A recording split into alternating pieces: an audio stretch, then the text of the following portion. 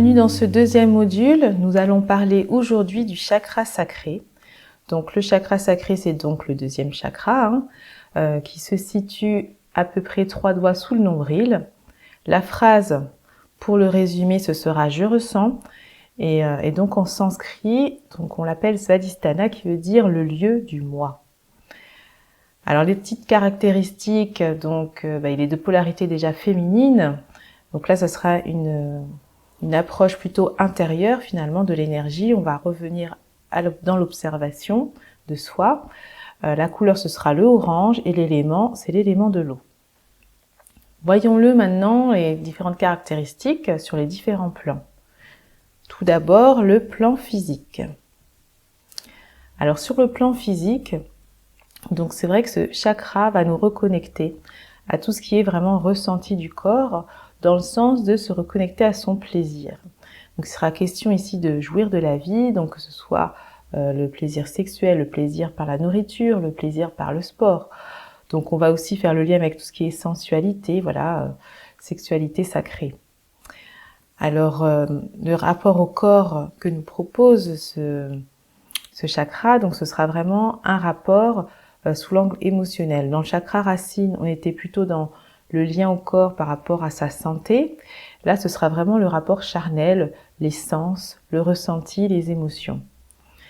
Donc au niveau des organes, ça sera pour les femmes plutôt les ovaires, voilà, l'utérus, en fait toute la zone vraiment du bas du ventre, aussi également les hanches, le bassin.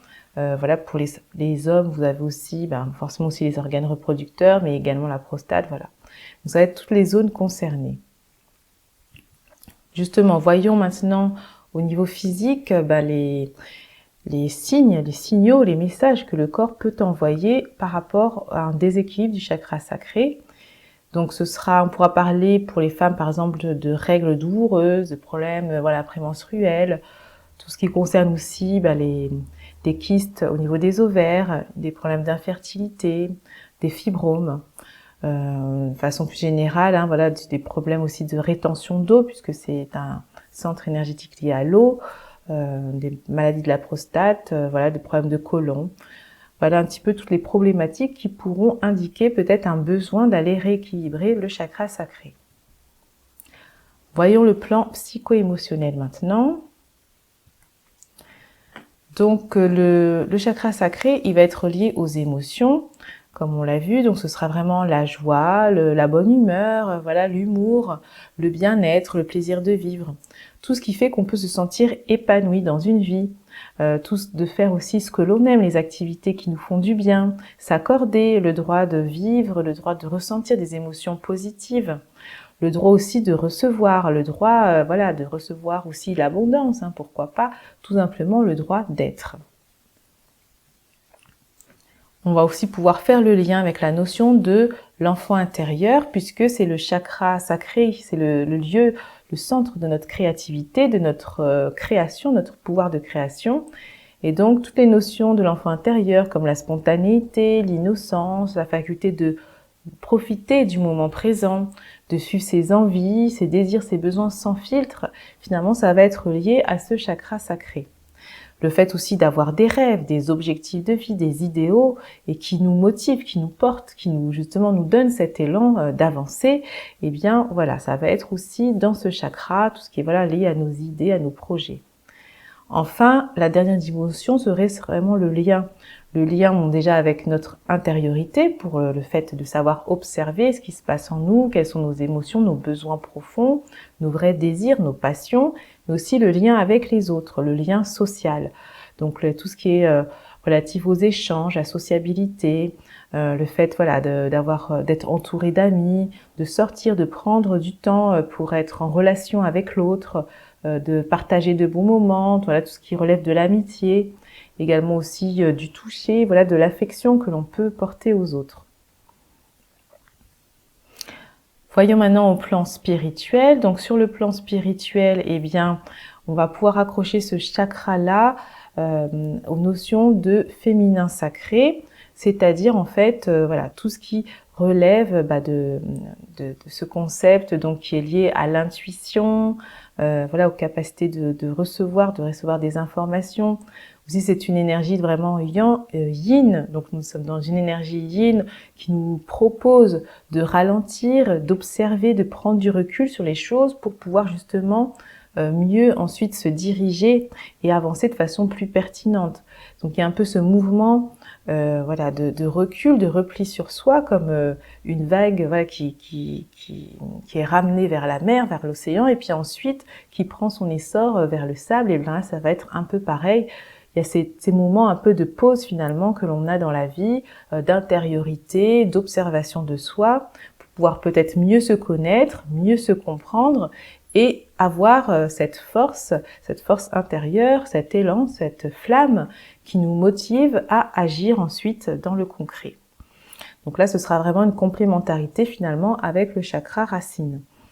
On va aussi au niveau plus spirituel, plus subtil, faire le lien avec tout ce qui est mémoire, puisque l'élément de l'eau donc est lié aussi aux mémoires cellulaires, à la mémoire de l'eau, qui, comme on l'a vu dans les travaux du docteur Masaru Emoto, donc qui avait fait comme ça un livre, une étude par rapport à l'impact des vibrations, notamment du son, des mots, des pensées sur l'eau, et que l'eau en fait enregistre tout ça.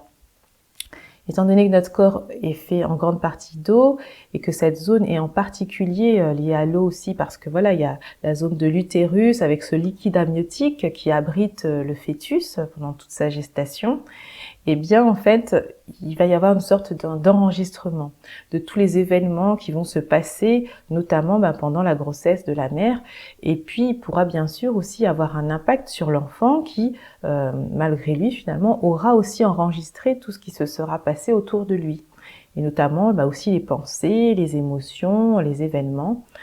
Donc finalement, on va pouvoir faire ce travail de nettoyage, de libération des mémoires avec le chakra sacré. Alors le chakra sacré, il nous relie également à cette notion de lignée familiale, mais plutôt de mère en fille finalement, avec comme ça cette reproduction des choses, mais aussi un lien aussi plus universel à la femme en général, aux grandes figures féminines qui ont marqué l'histoire, à toute cette égrégore, cette histoire, ce passif lié à la femme, tout ce qu'elle peut représenter. Et bien après, en tant que femme, on sera plus ou moins aussi impacté par tout cela. Puis en plus, voilà, la femme aussi a un lien particulier avec le chakra sacré parce qu'elle est aussi connectée à ses cycles. Voilà, c'est la zone vraiment qui est concernée par le cycle menstruel, qui est en lien aussi avec la lune, qui est fortement influencée. Et donc la femme avec ce cycle menstruel passe par différentes étapes tout au long du mois, par différentes phases énergétiques, différents moments voilà, où on est plus peut-être dans l'intériorité un moment, dans le repos, d'autres on sera plus dans l'action, d'autres on sera plus dans le fait de materner, d'être dans le partage, voilà, dans le lien. Donc vous voyez, en fait, en tant que femme, on a déjà plus ou moins cette sorte naturellement d'observation de soi, en essayant de voir justement quels sont les différents moments, voilà, quels sont les différents moments qu'on traverse au niveau de notre humeur, de nos émotions, de notre énergie. Et du coup, c'est vrai que c'est un travail peut-être un peu plus simple en tant que femme de pouvoir observer tout ça et d'être dans cette intériorité du chakra sacré. Alors, un chakra sacré déséquilibré, alors si le chakra sacré est en excès d'énergie, ça va créer des phénomènes de dépendance affective, sexuelle, en tout cas une dépendance aux autres ou une dépendance à un ressenti, un besoin de se sentir vivant, peut-être en vivant des sensations extrêmes, des sensations très fortes ou de façon presque répétitive, addictive. Donc toutes les addictions, on va pouvoir un peu les travailler avec ce chakra-là. Donc ça peut être justement une sorte de déséquilibre finalement aux relations, un déséquilibre aux émotions, aux ressentis, soit dans un sens où on va chercher sans arrêt en ressentir à l'excès, ou au contraire on va essayer de s'en couper, de les fuir et donc se perdre dans une sorte de fuite comme ça en allant chercher autre chose pour s'y substituer. Tout ce qui est aussi abus sexuel, traumatisme et la sexualité, ça va être au niveau de ce chakra sacré. Si le chakra sacré est en manque d'énergie, eh bien ça va devenir une absence de passion, une sensation de vide intérieur, une tristesse, une dépression. Voilà, on aura l'impression qu'on n'a aucune joie de vivre, que rien ne nous fait plaisir, que d'ailleurs on ne sait pas qu'est-ce qui nous fait du bien, on ne sait pas ce qu'on aime, on ne connaît pas nos passions, on est déconnecté de la notion de bien-être. Peut-être même aussi ressentir de la honte, de la culpabilité parce qu'on a l'impression qu'on n'a pas le droit, qu'on ne mérite pas de recevoir du plaisir, de recevoir de la joie, des sourires. Donc vous voyez, il y a différents aspects comme ça que l'on peut essayer de mettre en lien avec cette notion du chakra sacré. Maintenant, voyons les activités bénéfiques pour ce chakra. Eh bien, ce sera rire, jouer, danser, voilà, être dans cette énergie de l'enfant finalement, dessiner. Donc tout ce qui va permettre une créativité, toutes les activités manuelles, couture, voilà, peinture, dessin, bricolage, enfin peu importe.